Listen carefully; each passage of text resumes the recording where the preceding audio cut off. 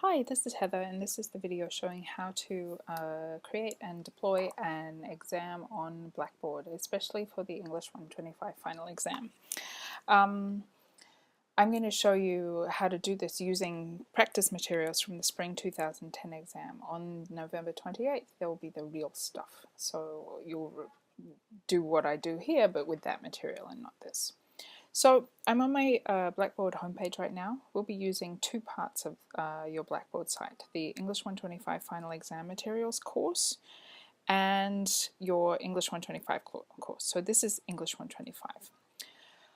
I'm going to go to the Final Exam Materials course first. This is the front page that you see. And I'm going to go straight to the Content tab. Now you've already been to Content because you found this video.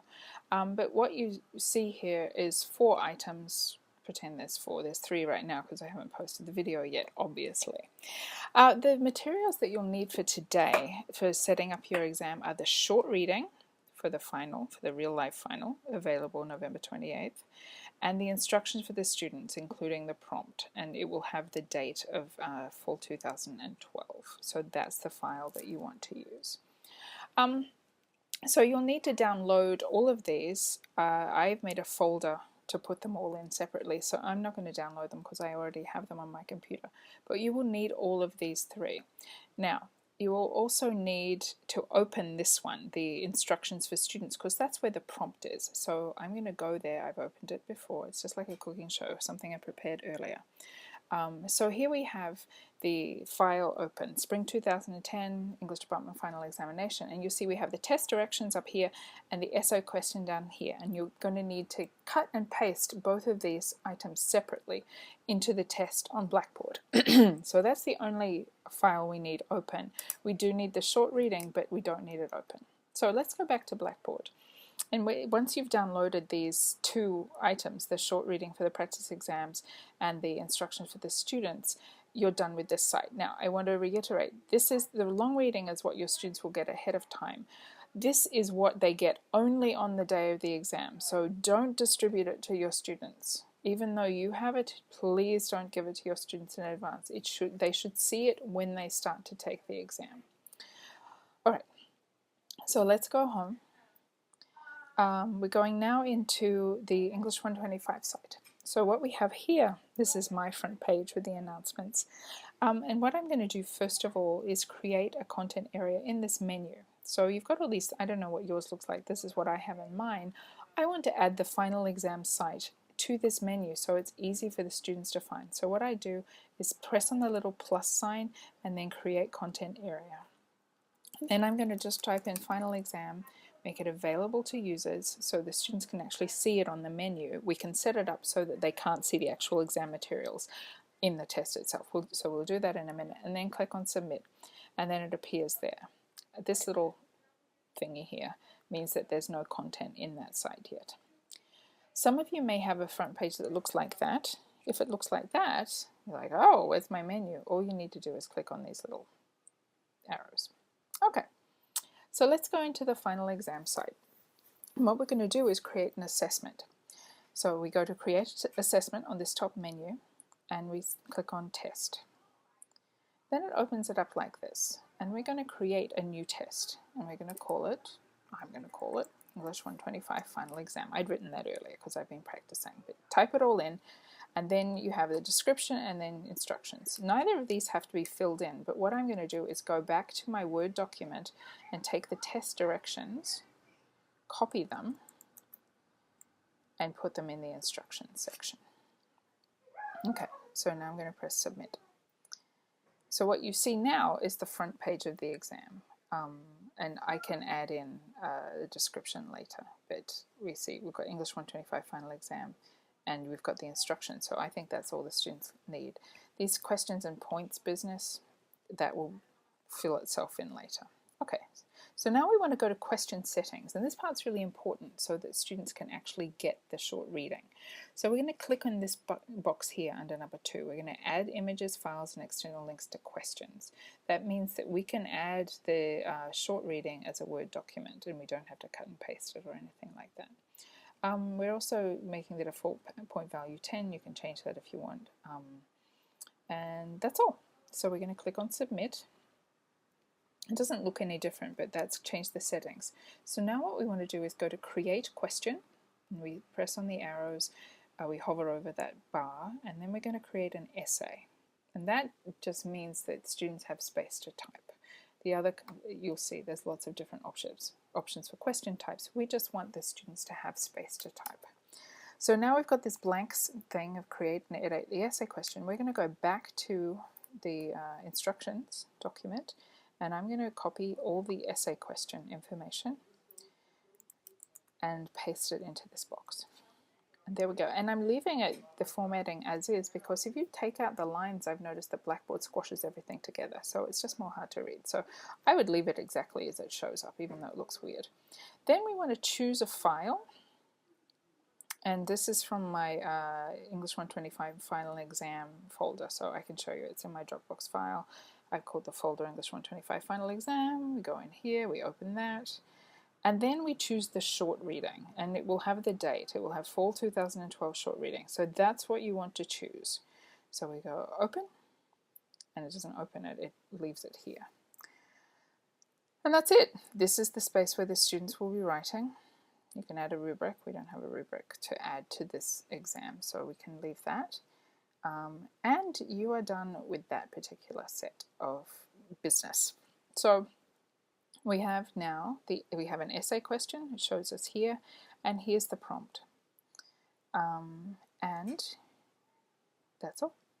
And we say 10 points. You can make it whatever you want in the points. I'll be giving a letter grade, and I have to do the conversion from points to letter grade or whatever in the grade center. So if you want more information about that, please let me know, and I'll do a separate video. But you're not using, I imagine, Blackboard to do all the grade calculations, so it's not enormously relevant at this point. Okay, so now we get back to the Create Test site. We're not done yet. We have the test. It exists in the system, but it's not deployed. That is, we can't actually give it as a test. So what we have to do is highlight the name of the test, and you may have one test. You may have been given quizzes all semester on Blackboard, in which case you'll have a number of tests. So you have to find this test, and then just make sure it's blue, and then submit. And now we have the test. So now you're setting the options, and we go back to the screen where we say description. So I'm going to write, this is the final exam for English 125 in fall 2012, just because it looks nice. Now you want to click on Open Test in New Window, and that means it's just easier for students to move back and forth from the test to other things. And then we want to make the link available. You're not done though. If you just make the link available, it means the students can take the test whenever you set it up. So you don't want that. We don't want multiple attempts. I want to force completion. That means when the students open it, they have to finish. They have to complete it in one sitting. So that replicates the in-class exam scenario as much as possible. We also, this is very important, we also want to set the timer, and we want to set it for 2 hours. And then we want to submit, I want to set it up with auto submit. That is, when the students finish, when the timer stops, when those 2 hours are up, I want to see what the students have written. I don't want it to be in stasis or whatever happens. So I think it's a good idea to say auto submit is on. Okay, now I'm going to do the display after and display until thing. So I need both those boxes checked. Now we've got two options. You can either just make it available during the scheduled final exam period. So my final exam is scheduled for December 27th, I think. From 10 a.m. to 12 p.m. So I could say I want my students to all sit down at their computers at the same time and do the exam. In that case, I would set the date for December 27th, and then I would set the time to start at 10 a.m. and then I would set it for December 27th as the finishing date, and I would end it at noon. So that would replicate it exactly. So that's if you want to recreate the exact final exam period. What I'm going to do is make it a bigger window, and I'm going to give them 24 hours to do the test. So I'm going to set it up for midday on Boxing Day, the 26th of December, and actually give them 24 hours in which they must complete the test. So once they log in, they still have 2 hours to do it, but it gives them a little more flexibility, because honestly, I don't want my students who tend to take naps in class to be taking the exam when they're not at their peak performance, shall we say. So I want to give them a little bit more flexibility. I recommend that you make the end time the end of your scheduled final exam, because that way you can submit the grades after your final exam. And so just be in the normal rhythm of what you would do for if you were doing the face-to-face exam. Okay, so that's it. We've got a 24-hour window. The timer is set. I'm forcing completion. I've got auto submit on. I've got my time set. I'm going to include this test in Grade Center score calculations. I'm going to give all this stuff just because I want the students to see what they've submitted when it's done all at once. This part of test presentation isn't relevant to us, so just leave it. I'm going to click Submit. Okay, so this is what the students will see. Not all the stuff up here, but this.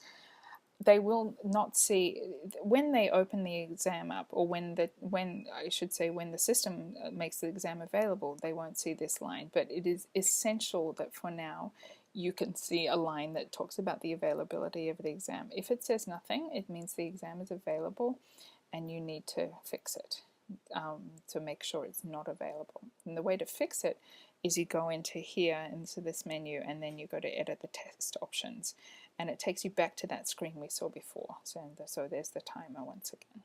Okay, so make sure that your exam is available at the time at which you want it. So mine tells me when mine's going to start being available. If it just says item is not available, that means that you will have to manually go in and make it available at the designated time. So it's much easier to set the timer, but if you don't trust the system, which is reasonable, then you can go and open it and make it available. And if you do that, what you should do is see this thing here. If you want to do it manually, I wouldn't even bother doing the timer. You just click no. Do not make that link available. Anyway, that's it. That's how you make the final exam available on Blackboard. If you have any questions at all, I will have office hours, Debbie will have office hours, Debbie Rowe, Phoebe Kirkham and Doug DeToro. Those office hours are given on the memo that you received, but please email me if you have questions. I might be able to answer them remotely. Okay, good luck. Thanks very much. Bye.